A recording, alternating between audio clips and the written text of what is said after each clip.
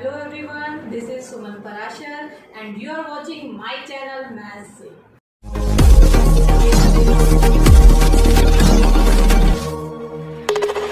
Hello students, आज के video में हम करेंगे फंक्शंस, उसकी डेफिनेशन और उससे रिलेटेड कुछ questions. So let's start. Function क्या है? कोई भी रिलेशन फंक्शन कब कहलाता है, उसकी एक डेफिनेशन है। A relation f from a set A to a set B is said to be a function if every element of set A has one and only one image in set B। A में कुछ element ले लेते हैं, ये A set है, हम arrow diagram से समझ रहे हैं। A सेट में मैंने 3 एलिमेंट ले लिए A, B, C, और B में 1 2 3 4 5 हमने ले लिए 5 एलिमेंट। अब यहाँ ये रिलेशन फंक्शन कब बन जाएगा A से B में? जब every element of set A के 3 एलिमेंट है, has only one image in set B। A की एक इमेज 1 ले लीजिए, B की 3 और C की मान लीजिए 5। तो इन तीनों की B सेट में एक एक इमेज है, तो इस रिलेशन को हम बोलेंगे फंक्शन। हम इसको फंक्शन कब नहीं बोलेंगे? हम इस रिलेशन को फंक्शन तब नहीं बोलेंगे जब एक एलिमेंट की एक से ज्यादा इमेज हो। जैसे यहाँ A की इमेज 1 है, B की इमेज 3 है और C की इमेज 5 है। बट A की इमेज अगर मैं 2 भी ले लूं तो A की इमेज 1 और A की इमेज 2। एक एलिमेंट है A का A और उसकी दो इमेज है, A की इमेज 1 और A की इमेज 2। तो इसको हम रिलेशन तो बोलेंगे, बट ऐसे रिलेशन को हम फंक्शन नहीं बोलेंगे। तो ऐसे केस में आप बोलेंगे f is not a function. तो फंक्शन होने के लिए हमने क्या देखा? फंक्शन होने के लिए जो आपका पहला सेट है उसके हर एलिमेंट की एक यूनिक इमेज होनी चाहिए दूसरे एलिमेंट में। एक और केस हम यहाँ पे ले रहे हैं। देखिए अभी हमने A की यहाँ पे 2 इमेज ली। अब हम ऐसा करते हैं, 3 B की भी इमेज है और 3 को हम मान लेते हैं C की भी इमेज। तो B की इमेज भी 3 और C की इमेज भी 3, B की इमेज भी 3, C की इमेज भी 3। तो क्या ऐसा पॉसिबल है कि हमें 2 अलग एलिमेंट की एक ही इमेज बन रही है? तो क्या इसको हम फंक्शन बोलेंगे? तो उस केस में आप बोलेंगे yes, it is a function. तो फंक्शन तब होगा अगर आपके डिफरेंट एलिमेंट की सेम इमेज होगी। इससे हम ये बोल सकते हैं कि आपका फंक्शन कब होगा? जब आपके या तो हर एलिमेंट की एक एक सिंगल इमेज होगी, यूनिक इमेज होगी, या आपके 2 एलिमेंट की एक इमेज होगी। मीन्स कि 2 एलिमेंट की सिंगल इमेज होना फंक्शन है, 2 एलिमेंट्स सिंगल इमेज। बट एक एलिमेंट 1 एलिमेंट और उसकी 2 इमेजेस होना पॉसिबल नहीं है। फंक्शन को समझने के लिए मैंने लिया है एक्सरसाइज 2.3 का question number 1। Which of the following are function, give reasons. If it is a function find its domain and range. आपको गिवन है एक रिलेशन, यहाँ हमें ऑर्डर पेयर में रिलेशन गिवन है। हम एरो डायग्राम से इसको रिप्रेजेंट कर लेते हैं। मान लेते हैं हमारे पास 2 सेट हैं A एंड B, 2 5 8 11 14 एंड 17। जो फर्स्ट एलिमेंट है वो फर्स्ट सेट से होते हैं। तो 1 2 3 4 5 6 एलिमेंट है हमारे पास। तो हमने ये 6 एलिमेंट बना दिए, 2 5 8 11 14 एंड 17। 1 1 1 B में एक एलिमेंट है 1 और सबकी इमेज क्या है 1। 5 की भी 1, 8 की भी 1, 11 की भी 1, 14 की भी 1 और 17 की भी 1। तो आपसे पूछा गया है क्या ये रिलेशन फंक्शन है? तो फंक्शन की डेफिनेशन के अकॉर्डिंग A सेट के हर एलिमेंट की B सेट में एक यूनिक इमेज होनी चाहिए, बट यहाँ ऐसा नहीं है। सभी एलिमेंट की एक ही इमेज आ रही है, 2 की भी 1, 5 की भी, 8 की भी, 11 की भी, 14 की भी और 17 की भी। तो ये रिलेशन फंक्शन नहीं है। तो this relation is not function. Question number first का सेकेंड पार्ट। फिर से आपको एक रिलेशन गिवन है और आपको बताना है कि ये रिलेशन फंक्शन है कि नहीं। तो यहाँ 2, 4, 6, 8, 10, 12, 14 ये जो एलिमेंट है ये फर्स्ट सेट से बिलोंग करते हैं, फर्स्ट एलिमेंट फर्स्ट सेट से। तो 2, 4, 6, 8, 10, 12 एंड 14 हमने ए सेट के एलिमेंट लिख लिए। 1, 2, 3, 4, 5, 6, 7 ये हैं बी के एलिमेंट। 1, 2, 3, 4, 5, 6, 7। 2 की इमेज बी सेट में है 1, 4 की 2, 6 की 3, 8 की 4, 10 की 5, 12 की 6 और 14 की 7। तो ए सेट के जितने भी एलिमेंट हैं उनकी एक यूनिक इमेज मिल रही है हमें बी सेट में। तो ये रिलेशन हो गया फंक्शन। तो ये आर क्या है? फंक्शन है। तो ये रिलेशन फंक्शन है। तो अब हमें बताना है इसका domain. Domain of R, first element होते हैं 2, 4, 6, 8, 10, 12 एंड 14। और रेंज में फंक्शन के सेकंड एलिमेंट होते हैं 1, 2, 3, 4, 5, 6 एंड 7। थर्ड पार्ट में रिलेशन 1, 3, 1, 5, 2, 5 मीन्स ए में 1 और 2 दो एलिमेंट और बी में है 3 और 5। 1 की इमेज 3, 1 की इमेज 5 भी है तो 1 की इमेज 5, 2 की इमेज 5। तो क्या ये रिलेशन फंक्शन है? देखिए ये एक एलिमेंट और इसकी दो इमेजें आ रही हैं। एक एलिमेंट की दो इमेज पॉसिबल नहीं है। 1 की इमेज 3, 1 की 5। आप यहाँ भी देख रहे हैं 1 रिपीट हो रहा है। अगर आपका फर्स्ट एलिमेंट रिपीट होता है तो वो रिलेशन फंक्शन नहीं है।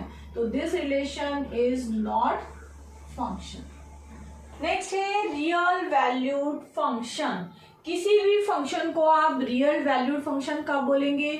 जब उसका रेंज या तो पूरा आर सेट आ रहा हो या आर का कोई सबसेट, जैसे पॉजिटिव रियल नंबर या नेगेटिव रियल नंबर या नेचुरल नंबर या होल नंबर, ये सारे आर के सबसेट हैं। तो अगर हमारा रेंज, हम रेंज फाइंड आउट कर रहे हैं फंक्शन का, अगर हमारा रेंज आर आ रहा है या आर का कोई भी सबसेट आ रहा है तो ऐसे फंक्शन को आप रियल वैल्यूड फंक्शन बोलेंगे। और साथ में अगर उसका डोमेन भी आर हो या आर का सबसेट हो, डोमेन में आर ही डोमेन है और आर ही रेंज है, या आर का सबसेट डोमेन है और आर का सबसेट ही रेंज है, तो ऐसे फंक्शन को आप रियल वैल्यूड फंक्शन ना कह के रियल फंक्शन बोल सकते हैं। फंक्शन को डिनोट कैसे किया जाता है? जिस तरह से रिलेशन के लिए हमने एक सिंबल रखा था आर, आर रिलेशन के लिए होता है, फंक्शन के लिए सिंबल है F. F such that and से एन मीन्स आपका ये फर्स्ट सेट है, ये सेकंड सेट है, बीच में एरो है। इसको आप कैसे पढ़ेंगे? F is a function from N to N. और एन अगर हम एरो मार्क से डिनोट करें तो एन ये सेट है, फर्स्ट सेट नेचुरल नंबर का और सेकंड सेट भी नेचुरल नंबर का। तो फंक्शन डिफाइन किया गया है नेचुरल नंबर से नेचुरल नंबर के बीच में। तो ऐसा फंक्शन रियल वैल्यूड फंक्शन होता है क्योंकि जितने भी नेचुरल नंबर इस सेट में है उनकी इमेज हमें नेचुरल नंबर ही मिलने वाली है। अगर यहाँ 1, 2, 3, 4, 5 रखें और यहाँ रखें 1, 4, 9, 16, 25, 36, तो आपको क्या दिखाई दे रहा है कि यहाँ जो रिलेशन है हर एलिमेंट का, जैसे सेकंड एलिमेंट जो है वो स्क्वायर ऑफ फर्स्ट एलिमेंट है, तो ये आपका रियल फंक्शन कहलाएगा क्योंकि n क्या है? n is a subset of r। चाहे वो हम डोमेन में देखें या रेंज में देखें, दोनों ही सबसेट ऑफ r आ रहे हैं। इसको लिखा कैसे जाता है? देखिए यहाँ पे अगर एलिमेंट है ये, तो आप लिखेंगे f ऑफ 1, उसकी इमेज है 1, f ऑफ 2 उसकी इमेज है 4, f ऑफ 3 उसकी इमेज है 9, f ऑफ 4 उसकी इमेज 16, f ऑफ 5 उसकी इमेज है 25। तो यहाँ पे हमें क्या मिला? अगर हम इसको जनरल फॉर्म में लिखें तो एफ एक्स हमें क्या मिल रहा है? X square. तो f of 1, f of 2, f of 3 ये जो हम f की फॉर्म में लिख रहे हैं, ये सारे हमें रेंज दे रहे हैं और जो हमारे ये वाले एलिमेंट है फर्स्ट सेट के, जो हम एफ के अंदर यहाँ ब्रैकेट में लिख रहे हैं 1 2 3 4 5, ये हमें डोमेन दे रहे हैं। तो डोमेन आपका क्या हो गया 1 2 3 4 5। और रेंज एफ एक्स लिख सकते हैं, वाई से भी डिनोट किया जाता है इसको, F X is equals to Y. और रेंज में आएंगे 1 4 9 16 एंड 25। तो ये हो गई उसकी रेंज। बिल्कुल वैसे ही जिस तरह से रिलेशन होता है एक सेट से दूसरे सेट में, उसी तरह से फंक्शन भी एक सेट से दूसरे सेट में ही होता है। सम मोर फंक्शंस में है identity function, constant function, polynomial function, modulus function, signum function and greatest integer function. हम वन बाय वन सबको डिस्कस करेंगे। सबसे पहले है आइडेंटिटी फंक्शन। जैसे नाम से ही पता चल रहा है आइडेंटिटी फंक्शन है, तो यहाँ पे हम एक फंक्शन ले लेते हैं आर से आर में, रियल नंबर के सेट से रियल नंबर में ही फंक्शन को डिफाइन किया गया है। और अगर एफ ऑफ एक्स की इमेज एक्स ही आ जाती है, मीन्स यहाँ पे जो एलिमेंट है उसकी सेम ही इमेज आ रही है दूसरे आर में, तो ऐसे फंक्शन को आप बोलते हैं आइडेंटिटी फंक्शन। मीन्स कि फंक्शन ने उसको कोई चेंज नहीं किया, एक्स का एक्स ही रह गया। अगर आप इस फंक्शन का ग्राफ प्लॉट करेंगे तो आप कैसे प्लॉट करेंगे, जो ये एक्स है उसकी यही इमेज आ रही है, तो इसका मतलब है 1 की इमेज 1, 2 की इमेज 2, 3 की इमेज 3 और 4 की इमेज 4। तो अगर ऐसे का आप ग्राफ ड्रॉ करना चाहें एक्स और वाई एक्सिस पे, इस एक्स पे पहले वाले मीन्स 1 2 3 4 5, और भी आप ले सकते हैं 1 2 3 4 5।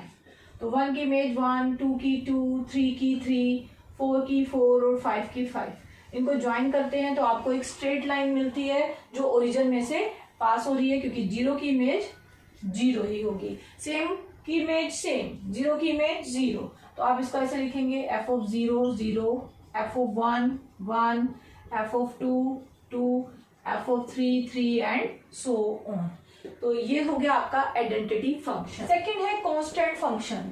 कांस्टेंट फंक्शन लिखेंगे वैसे ही एफ फ्रॉम आर से आर। कांस्टेंट फंक्शन का मतलब क्या है कि अगर हम फर्स्ट आर में से कोई एक्स लेते हैं तो उसकी इमेज ए आ रही है। एवरी एलिमेंट जो भी हम आर से यहाँ सिलेक्ट करेंगे सबकी एक ही इमेज हमें मिलने वाली है, तभी उस फंक्शन को हम बोलते हैं कांस्टेंट फंक्शन।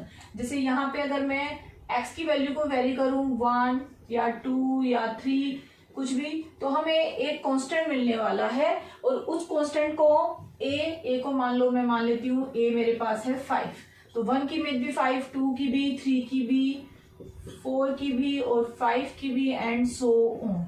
तो इस फंक्शन का अगर आप ग्राफ बनाना चाहें आइडेंटिटी फंक्शन का, तो आपको कैसा ग्राफ मिलेगा, ये x ये y। तो यहाँ पे 1 2 3 4 5, इधर भी आप रखेंगे 1 2 3 4 5। एफ ऑफ 1 आप 0 भी लेंगे उसकी इमेज भी 5 ही आएगी, तो 0 की इमेज भी 5, 1 की इमेज भी 5, 2 की इमेज भी 5, 3 की भी, 4 की भी, 5 की भी। अगर इन पॉइंट्स को आप ज्वाइन करते हैं तो आपको क्या मिल रही है, एक straight line parallel to X axis. तो ऐसे फंक्शन को हम बोलते हैं कांस्टेंट फंक्शन। नेक्स्ट है पॉलिनोमियल फंक्शन। पॉलिनोमियल फंक्शन कौन सा होता है, एफ कोई फंक्शन आर से आर में अगर एफ एक्स आपको मिल जाती है इक्वल्स टू एक पॉलिनोमियल। पॉलिनोमियल को हम कैसे लिख सकते हैं, a0 a1x a2x square up to so on an x की पावर n। और यहाँ a0 a1 a2 an ये सारे क्या है, ये सारे कॉन्स्टेंट्स हैं। और x x1 x2 इनकी जितनी भी पावर्स हैं 1 to n, ये क्या है, नॉन नेगेटिव पावर्स। तो ऐसे फंक्शन को हम बोलते हैं पॉलिनोमियल फंक्शन। और एफ एक्स को हम क्या बोलते हैं, F X is equals to Y. तो इसका एक एग्जांपल हम ले सकते हैं, कोई भी आप पॉलिनोमियल ले लीजिए, क्वाड्रेटिक पॉलिनोमियल लेंगे x square plus 3x plus 2, तो ये हो गया एक पॉलिनोमियल फंक्शन। बट अगर हमें एच एक्स एक पॉलिनोमियल है जिसमें हम x की पावर 3/2 प्लस 5 ऐसा कुछ ले रहे हैं, तो ये एक पॉलिनोमियल फंक्शन नहीं है, क्योंकि x की पावर नॉन नेगेटिव नहीं है, तो ये पॉलिनोमियल फंक्शन नहीं है। तो हमें चाहिए नॉन नेगेटिव पावर्स, तो ये हो गए पॉलिनोमियल फंक्शन। नेक्स्ट है मॉडुलस फंक्शन। डिफाइन वैसे ही एफ आर से आर, F X is equals to mod X. Modulus X इसको हम डिफाइन कैसे करते हैं, मॉडुलस x इक्वल्स टू होता है x plus X when x greater than equals to 0 और minus X when x less than equals to 0। तो it means x अगर 0 के इक्वल है या 0 से बड़ा है मीन्स पॉजिटिव x है तो इसकी वैल्यू पॉजिटिव है, और नेगेटिव x के लिए इसकी वैल्यू नेगेटिव है। तो इसको हम बोलते हैं मॉडुलस फंक्शन। अगर आप मॉडुलस फंक्शन का ग्राफ बनाना चाहें तो आप कैसे ड्रॉ करेंगे? देखिए जो मोड x है ये है आपका fx। तो fx को कैसे डिफाइन किया है? इसकी वैल्यू x मिलेगी जितनी भी पॉजिटिव वैल्यू है उनके लिए, और नेगेटिव वैल्यू के लिए माइनस एक्स। तो हम इसका एक छोटा सा टेबल बना लेते हैं ग्राफ बनाने के लिए। तो अगर आप इसका ग्राफ ऐसे बनाएं x और यहाँ आप लिखिए fx जिसको आप y भी बोलते हैं। तो देखिए x की वैल्यू आप सब्स्टिट्यूट कर रहे हैं, कुछ नेगेटिव वैल्यू और कुछ पॉजिटिव वैल्यू लेके देखिए। जैसे हमने लिया -2, तो -2 नेगेटिव वैल्यू है, नेगेटिव वैल्यू हमें यहाँ से मिल रही है लेस देन 0। तो -2 आप यहाँ डालेंगे, माइनस माइनस हो जाएगा प्लस, तो fx +2 मिल गया। अगर आप x की वैल्यू +2 यहाँ पे ले रहे हैं तो +2 आप यहाँ से रीड करेंगे क्योंकि ग्रेटर देन 0 वैल्यूज आपको यहाँ से मिल रही है, ग्रेटर देन 2 में वैल्यू 2। तो आपने क्या नोट किया? x -2 और +2 दोनों की वैल्यू आपको +2 ही मिल रही है। उसी तरह से -3 लेके देखिए, अगर हम -3 ले रहे हैं, -3 मीन्स लेस देन 0, तो इसके सामने ये वैल्यू है तो माइनस में -3 फिर से ये हो गया +3, और +3 के लिए आप यहाँ से रीड करेंगे। अगर हम x3 ले रहे हैं तो इसकी वैल्यू मिल गई 3। इट मीन्स कि मॉडुलस फंक्शन का क्या काम है? मॉडुलस फंक्शन हमें सारी पॉजिटिव वैल्यू देता है। अगर हम x नेगेटिव भी सब्स्टिट्यूट कर रहे हैं तो हमें फंक्शन अप्लाई करने के बाद, मॉडुलस फंक्शन अप्लाई करने के बाद सारी वैल्यू पॉजिटिव मिल रही हैं। तो इसका अगर आप ग्राफ बनाते हैं तो आपको कैसा ग्राफ मिलेगा? देखिए ये आपकी +x और ये है -x और ये है +y, ये है ओरिजिन। यहाँ पे कुछ वैल्यूज आप ले लीजिए 1 2 3, यहाँ -1 -2 -3। x -2 और उसमें आपको y की वैल्यू मिल रही है 2, -2 पे 2, -3 पे 3। अगर हम यहाँ पे 0 भी ऐड करें तो 0 पे वैल्यू 0 ही मिलेगी। तो ये आपका हो गया एक और पॉइंट। फिर आप लीजिए +2 और +3, +2 पे 2, +2 पे 2 और +3 पे 3। तो अगर मैं इन पॉइंट्स को ज्वाइन करती हूँ तो एक वी शेप का ग्राफ मुझे मिल रहा है। तो ये है मॉडुलस फंक्शन का ग्राफ। नेक्स्ट है सिग्नम फंक्शन। सिग्नम फंक्शन क्या होता है? f r से r, और इस फंक्शन को कैसे डिफाइन किया गया है? fx, इसकी आपको 3 वैल्यू मिलती है 1 0 -1। 1 कब मिलती है? जब x ग्रेटर देन 0 हो। 0 मिलती है 0 पे, और लेस देन 0 पे मिलती है -1। तो आप जितनी भी ग्रेटर देन 0 वैल्यूज लेंगे सब पे हमें 1 ही मिलने वाला है।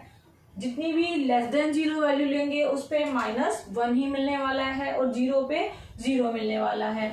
सिग्नम फंक्शन का ग्राफ बनाने के लिए पहले हमें इसका टेबल चाहिए। तो हम टेबल बना लेते हैं x fx। तो देखिए जितनी भी नेगेटिव वैल्यू है सब पे हमें -1 मिल रहा है। कुछ नेगेटिव वैल्यू ले लेते हैं -3 -2 -1, और सब पे वैल्यू -1 -1 -1। 0 बीच में रखते हैं, 0 पे 0। अब कुछ पॉजिटिव वैल्यू 1 2 3, जितनी भी पॉजिटिव वैल्यू है उनके लिए एक ही हमें वैल्यू मिल रही है 1, तो 1 1 1। अगर हम इसका ग्राफ प्लॉट करते हैं तो आपको कैसा ग्राफ मिलेगा? देखिए जितनी भी नेगेटिव वैल्यू है सब पे -1 -1 है, मीन्स -1 -2 -3 सब पे आपको -1 -1 आपको ये सॉल्यूशन मिलने वाला है। और 0 पे आपको 0 मिलेगा, ये आपको 0 पे 0 मिलने वाला है। 1 2 3 तीनों पे 1, तो 1 2 3, तो आपको ऐसा सॉल्यूशन बनने वाला है। इट मीन्स कि आपका नेगेटिव वैल्यूज के लिए ग्राफ ऐसा मिलेगा, पॉजिटिव वैल्यू के लिए आपको ऐसा ग्राफ मिलेगा। तो ये हो गया सिग्नम फंक्शन। नेक्स्ट है आपका ग्रेटेस्ट इंटीजर फंक्शन। ये फंक्शन f r से r में मीन्स रियल वैल्यू फंक्शन है। ये कैसे डिफाइन किया जाता है? fx is equals to greatest integer x। Greatest integer x की वैल्यू क्या क्या हो सकती है? देखिए यहाँ इंटरवल पे डिपेंड करता है कि x किसके बीच में लाई करता है। तो सबसे पहले हम ले लेते हैं -1 और 0 के बीच में। यहाँ आप नोट करेंगे कि x -1 के इक्वल है बट 0 से छोटा है, तो ऐसे केस में इसकी वैल्यू आपको मिलती है -1। आगे हम फिर से इसको डिफाइन कर रहे हैं 0 और 1 के बीच में। यहाँ x 0 के इक्वल है बट 1 से छोटा है, तो ऐसे केस में हमें ये 0 वैल्यू देता है। नेक्स्ट है 1 से 2। अगर हम यहाँ 1 के साथ इक्वल टू का साइन ले रहे हैं तो लेस देन 2 मीन्स 1 और 2 के बीच में वैल्यू है, तो ऐसे केस में ये हमें 1 वैल्यू देता है। 2 और 3 के बीच में हमें ये 2 वैल्यू देता है। ग्रेटेस्ट इंटीजर की इस डेफिनेशन को हमें और अच्छे से समझना है, तो इसके लिए मैं कुछ यहाँ पे इंटरवल्स के बीच में वैल्यू लेती हूँ। देखिए 0 और -1 के बीच में हमें वैल्यू लेनी है, तो अगर मैं वैल्यू ले रही हूँ 0.3 और इसका ग्रेटेस्ट इंटीजर मैं निकाल रही हूँ नेगेटिव साइन के साथ, क्योंकि आपको नेगेटिव वैल्यू लेनी है, तो उसकी वैल्यू आएगी -1। तो -0.3 हो या -0.4 का ग्रेटेस्ट इंटीजर हो, वैल्यू -1 आएगी। -0.9 तक इसकी वैल्यू -1 आएगी, और इक्वल्स टू -1 पे -1 इट मीन्स -1 का ग्रेटेस्ट इंटीजर -1 होगा। अब सेकेंड इंटरवल है 0 से 1 के बीच में, तो 0 से 1 के बीच में जितनी भी वैल्यूज लाई करती हैं वो हम यहाँ पे ले लेते हैं। अब पॉजिटिव वैल्यू लेनी है, जैसे 0.3, तो वहाँ वैल्यू 0 ही मिलेगी। मीन्स 0.3 से लेकर 0.9 तक कुछ भी हो उसकी वैल्यू आपको 0 ही मिलेगी ग्रेटेस्ट इंटीजर में, और इक्वल्स टू 0 पे भी 0 मिलेगी। तो आपने क्या नोट किया कि ग्रेटेस्ट इंटीजर की वैल्यू जो भी आपकी आ रही है पॉजिटिव के केस में, वो जो भी वैल्यूज आ रही हैं 0.3, 0.9, उन सबसे छोटी वैल्यू हमें मिल रही है। 0 इनसे छोटा है, 0.9 से छोटा है, और 0 अगर होल नंबर है तो उसकी वही की वही वैल्यू आ जाती है। इसी तरह से 1 और 2 के बीच में अगर हम नंबर देखें 1.2, तो ग्रेटेस्ट इंटीजर 1 आ रहा है, तो 1.2 से, क्योंकि जो होल नंबर छोटा है वो है 1, तो जितने भी ग्रेटेस्ट इंटीजर है वो हमें होल नंबर दे रहे हैं। 1.3 है तो उसको भी 1 लिखेंगे, इवन 1.9 को भी आप 1 लिखेंगे, और 1 का ग्रेटेस्ट इंटीजर भी 1 रहेगा। नेक्स्ट इंटरवल है 2 से 3, तो 2 से 3 में जैसे 2.1 उसका ग्रेटेस्ट इंटीजर भी 2, 2.2, 2.3, 2.4 और 2.9 सबका ग्रेटेस्ट इंटीजर 2 आ जाएगा, और 2 का ग्रेटेस्ट इंटीजर भी 2 आएगा। तो यहाँ से आपने क्या नोट किया ग्रेटेस्ट इंटीजर की डेफिनेशन से, कि ग्रेटेस्ट इंटीजर की वैल्यू या तो उससे लेस आती है या उसके इक्वल आती है, किसके, जो भी हमने यहाँ पे वैल्यू सब्स्टिट्यूट की है। तो ग्रेटेस्ट इंटीजर क्या होता है, इक्वल्स टू x और लेस देन x।